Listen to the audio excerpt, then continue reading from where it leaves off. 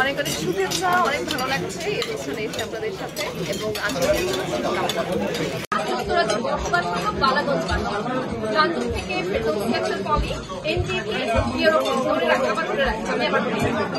নির্বাচনের জোয়ারে ভাসছে বালাগঞ্জবাসী, শুধু বাংলাদেশে নয়, নির্বাচনের জোয়ারে ভাসছে যুক্তরাজ্যে বসবাসী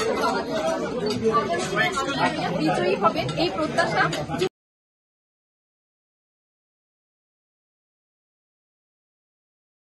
দিক নির্দেশনার কথা বলেন নাই, যেহেতু উপজেলা পরিষদ এমন একটি সংগঠন, এখানে সরকারিভাবে কিছু ফান্ড আছে, এই ফান্ড নিয়ে উনি ব্যস্ত থাকতেন। উনাকে বাগবাটুরা এডিপি যাকে বলে, এই এডিপি ছাড়া আর কোনো ফান্ড আনার উনি চিন্তা করতেন না। আর উনি এখানে আমরা যারা উপস্থিত হয়েছি আপনারা সবাই উনাকে চিনেন। উনি কিন্তু আমি কিন্তু বালাগঞ্জ উপজেলা আওয়ামী লীগের সাংগঠনিক সম্পাদক হিসাবে দায়িত্ব বর্তমানেও আছি। আমি কোনো দিক নির্দেশনা দেন নাই যে এডিপির যে পয়সা গভর্নমেন্ট দেয় বাগবাটুরা হিসাবে, ও বাগবাটুরা লইয়ে উনি ছোট ছোট 1 লাখ 2 লাখ টাকা বরাদ্দ আমি আসছিলাম 12টি রাস্তার খাত।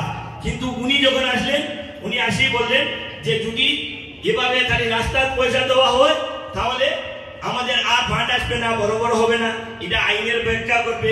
এই ব্যাখ্যা বলে উনি 12টা থাকি আমার আর কিছু উদাহরণ আমরা ইতিমধ্যে কিন্তু পূর্ব বৈলনপুর সর্বপ্রথম আনসার ভাইয়ের সাথে মত বিনিময় করার জন্য আমরা একটা মিটিং অলরেডি আত্মীয় স্বজন যে বা যারা আছে আমি কিন্তু সবার সাথে বা সার্বিক যোগাযোগ রাখছি কিভাবে ফান্ড দেওয়া যায়, কিভাবে ফান্ডিং করা যায়, এই উদারত আহ্বান রইল।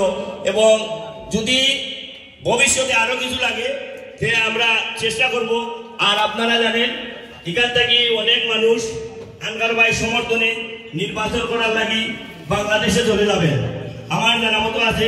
আমার ভাই আর বেশি লম্বা বক্তব্য দিলাম না, আপনারা সবাই যে দিক নির্দেশনা বক্তব্য আগামী 29